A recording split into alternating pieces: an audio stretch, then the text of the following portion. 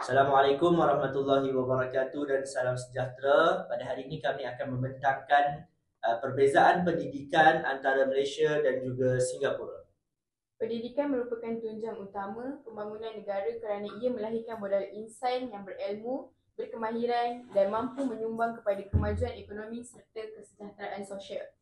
Malaysia melalui Pelan Pembangunan Pendidikan Malaysia PPPM 2013 hingga 2015 berusaha meningkatkan akses, kualiti, perpaduan, TVET, STEM dan literasi bagi mencapai standard global walaupun masih wujud jurang pencapaian antara bandar dan luar bandar. Singapura pula sebagai negara maju telah mencapai kedudukan tinggi dalam penilaian antarabangsa seperti PISA dengan sistem pendidikan yang konsisten, pelaburan berterusan terhadap latihan guru serta pendekatan meritokrasi dan inovasi. Perbandingan antara kedua-dua negara ini penting untuk mengenal pasti kekuatan dan kelemahan agar Malaysia dapat menyesuaikan strategi berkesan daripada Singapura demi membina sistem pendidikan yang lebih progresif, seimbang dan inklusif di peringkat global. Seterusnya saya akan membentangkan tentang latar belakang negara yang kami pilih iaitu Singapura. Singapura mempunyai sistem pendidikan yang sangat berprestasi tinggi di dunia. Hampir semua rakyatnya celik huruf dan kadar enrolment sekolah melebihi 98%. Pendidikan wajib selama 10 tahun di bawah kawalan Ministry of Education.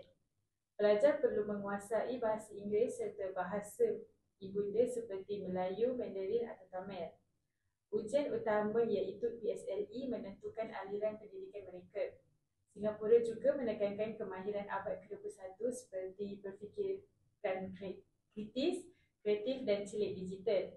Selain itu, pendidikan teknikal melalui ITE dan politeknik sangat mantap kerana bekerjasama rapat dengan industri. Secara keseluruhan, sistem pendidikan Singapura menekankan prestasi, meritokrasi dan kebolehpasaran. Seterusnya, latar belakang bagi negara Malaysia pula ialah Malaysia menjadikan pendidikan sebagai asas pembangunan negara dan perpaduan. Sistem ini dikendalikan oleh Kementerian Pendidikan Malaysia bagi sekolah dan Kementerian Pendidikan Tinggi bagi universiti. Kadar celik huruf belia hampir 100%, manakala dewasa lebih 95%. Enrolment di sekolah rendah melebihi 97% dan sekolah menengah sekitar 88%. Dasar utama ialah Pelan Pembangunan Pendidikan Malaysia atau PPPM yang menekankan kualiti guru, kurikulum, bahasa dan penggunaan teknologi. Malaysia juga memberi tumpuan kepada pendidikan teknikal melalui dasar TVET dan pembentukan sosial melalui falsafah pendidikan kebangsaan. Walau bagaimanapun, cabaran masih ada seperti jurang bandar, luar bandar, isu bahasa Inggeris dan infrastruktur digital. Kesimpulannya, Malaysia berusaha mencapai aspirasi pendidikan 2030 dengan melahirkan masyarakat yang berilmu, inovatif dan berdaya saing global.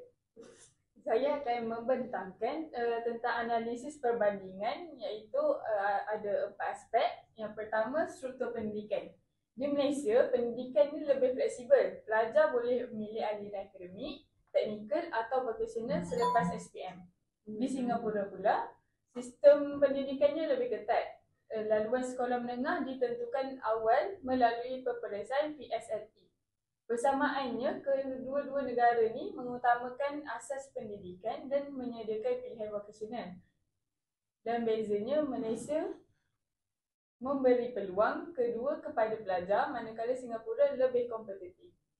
Aspek yang kedua, kurikulum. Kurikulum Malaysia ni berasaskan falsafah pendidikan kebangsaan. Ia menekankan pembangunan holistik, bukan hanya akademik tapi juga sosial. Singapura pula lebih fokus kepada STEM, kemahiran digital dan keperluan pasaran kerja global. Persamaan kedua-dua negara ialah menekankan STEM dan kemahiran abad ke-21.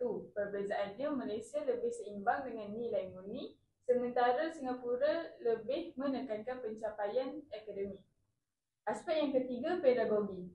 Di Malaysia, pengajaran berpusatkan murid. Guru bertindak sebagai facilitator, menggunakan projek, kerja kumpulan dan teknologi. Di Singapura, kaedahnya lebih berstruktur, akademik dan menggunakan teknologi serta data analitik. Kedua-dua negara ini sama-sama interaktif dan menggunakan teknologi moden. Cuma Malaysia lebih seimbang antara akademik dan sosial, manakala Singapura lebih fokus kepada prestasi akademik.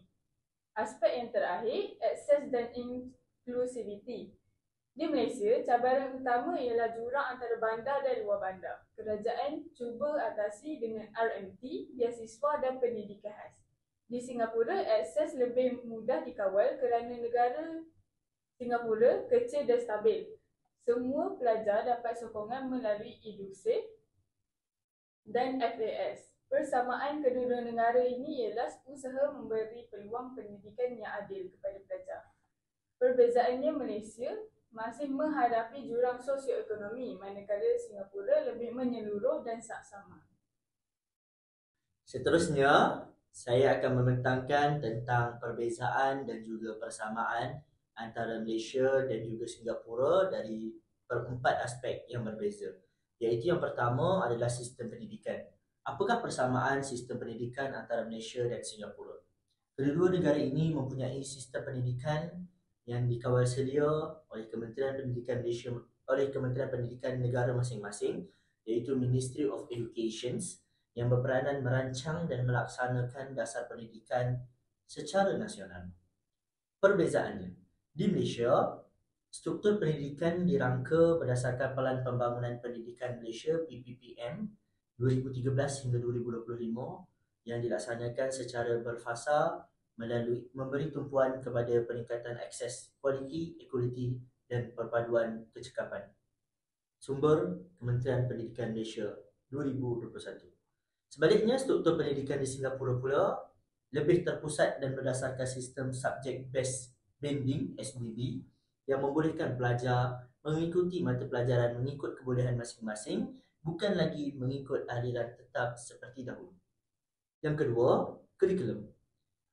Persamaan antara Malaysia dan Singapura ialah kedua-dua negara menekankan kemahiran abad ke-21 seperti pemikiran kritikal, kreativiti dan komunikasi serta kolaborasi. Fokus kedua-dua negara ini adalah STEM, iaitu sains, teknologi, kejuruteraan dan matematik, serta teknologi digital yang turut menjadi agenda utama dalam kedua-dua kurikulum kedua-dua negara. Perbezaannya, kurikulum Malaysia lebih dipandukan oleh PPPM 2013 dengan penekanan terhadap subjek STEM, pendidikan teknikal dan vocational TVET, serta penguasaan teknologi digital. Namun, di Singapura, kurikulum lebih fleksibel, bersifat holistik dan tidak terlalu bergantung kepada peperiksaan. Penilaian pelajar dibuat secara lebih menyeluruh dan pendekatan berasaskan pembelajaran sepanjang hayat. Yang ketiga, pedagogi. Apakah persamaan pedagogi kepada dua-dua negara ini? Iaitu, kedua-dua negara mempunyai sistem pendidikan untuk mengaplikasikan pendekatan pembelajaran bersifat berpusat kepada murid, iaitu Problem Based Learning (PBL) dan Inquiry Based Learning (IBL), dan pembelajaran aktif yang menggalakkan pelajar berfikir secara kritis dan menyelesaikan masalah secara kreatif. Perbezaan, di Malaysia, pelaksanaan pedagogi ini kurang konsisten dan banyak bergantung kepada insentif guru serta kemudahan sumber di sesebuah sekolah itu. Bermakna jika di sesebuah sekolah itu tidak mempunyai sumber yang mencukupi, akan kekurangan konsisten kepada pedagogi di Malaysia.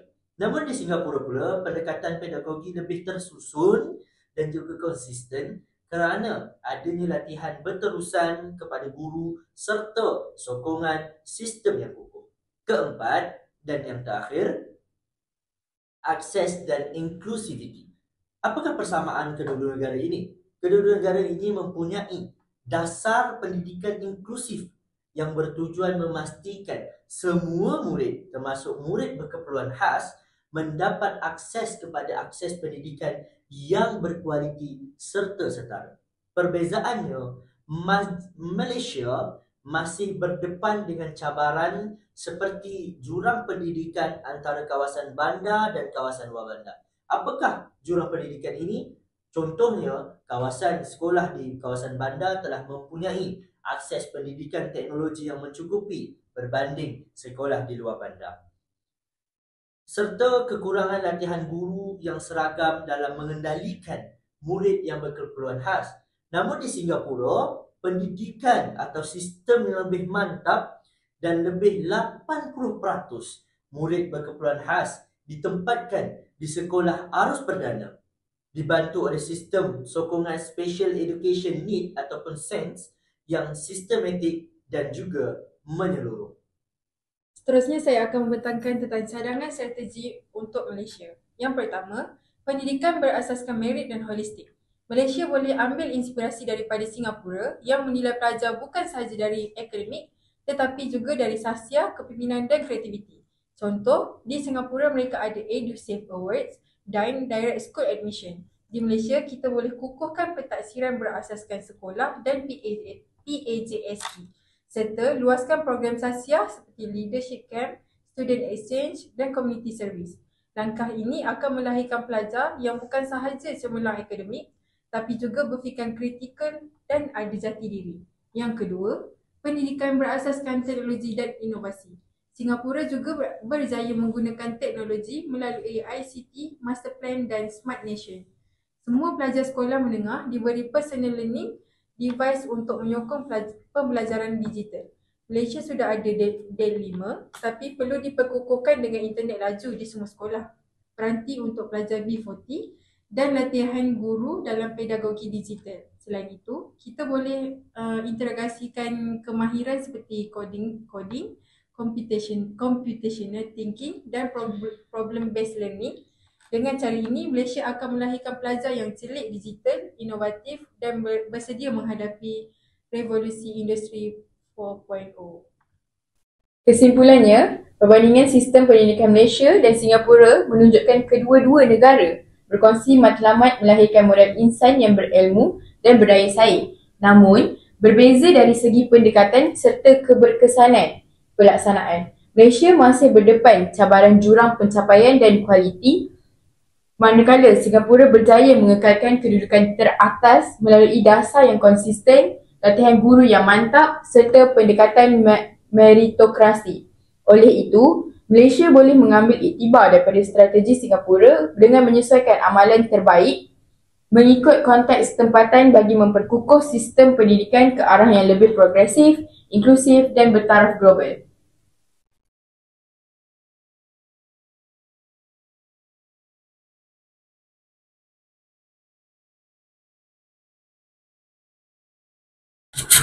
Secara keseluruhannya, tugasan ini memberikan impak yang besar terhadap cara saya melihat sistem pendidikan bukan sekadar dari segi struktur atau kurikulum, tetapi sebagai satu ekosistem kompleks yang melibatkan pelbagai komponen sosial dan ekonomi. Saya kini lebih memahami bahawa pendidikan global menuntut kepada pemikiran terbuka, adaptif dan reflektif. Dari segi perspektif pribadi, tugasan ini membantu saya mengasah kemahiran berfikir kritikal dan juga analitis, memahami kepentingan kerjasama dan komunikasi berkesan, menyedari tanggungjawab moral profesional sebagai bakal pendidik. Sebagai penutupnya, saya amat bersyukur kerana tugasan ini memberikan ruang untuk saya melihat pendidikan sebagai satu misi kemanusiaan dan global. Ia mengingatkan saya kepada pesanan dalam surah Al-Alaq ayat 1 hingga 5 yang menyeru manusia untuk membaca dan mencari ilmu kerana ilmu ialah cahaya yang membawa kemajuan. Justru saya berazam untuk menjadi guru yang bukan sahaja menampilkan ilmu tetapi juga membimbing anak didiknya menjadi insan yang berilmu, berakhlak dan berdaya saing di pentas dunia.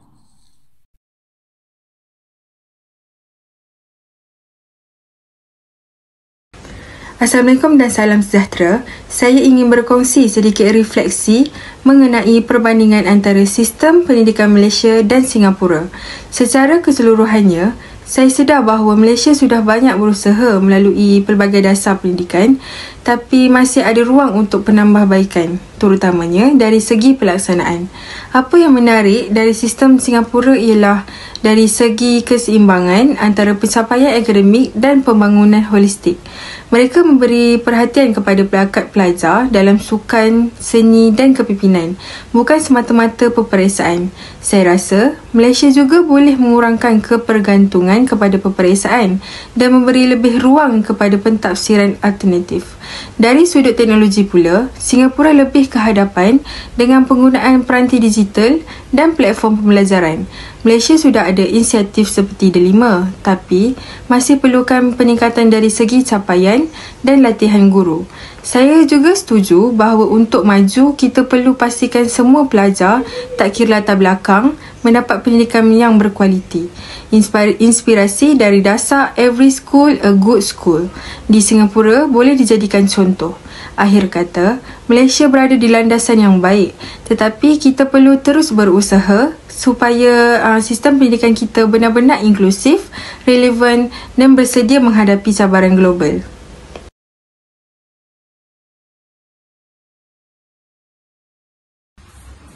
Daripada kajian perbandingan antara sistem pendidikan Malaysia dan Singapura, saya dapat lihat bahawa setiap negara mempunyai kekuatan dan cabaran tersendiri. Singapura berjaya mencapai sistem pendidikan yang sangat berprestasi tinggi kerana mereka menekankan disiplin, merit dan penggunaan teknologi yang meluas. Manakala Malaysia pula memberi tumpuan kepada pendidikan holistik yang membentuk pelajar dari segi akademik dan nilai kemanusiaan. Melalui kajian ini, saya sedar bahawa Malaysia boleh belajar banyak daripada pendekatan Singapura, terutamanya dalam sistem pelaksanaan dasar dan integrasi teknologi dalam pembelajaran. Namun, yang paling penting ialah memastikan setiap pelajar mendapat peluang yang adil untuk berjaya. Kajian ini juga mengingatkan saya bahawa pendidikan bukan sekadar tentang peperiksaan, tetapi tentang membina insan yang seimbang dan bersedia menghadapi cabaran masa hadapan.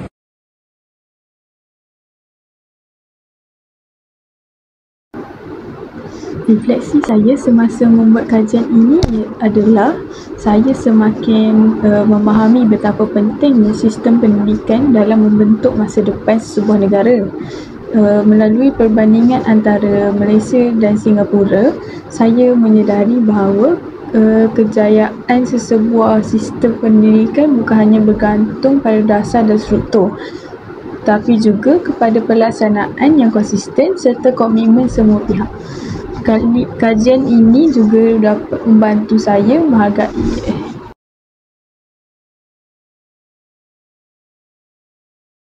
Dalam tugasan ini, saya memperoleh kefahaman yang lebih mendalam tentang kepentingan sistem pendidikan yang seimbang dan berdaya saing.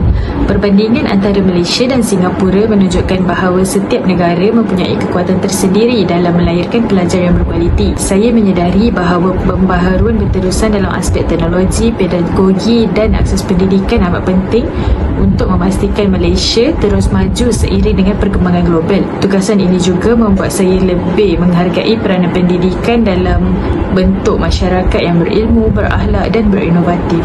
Sekian, terima kasih.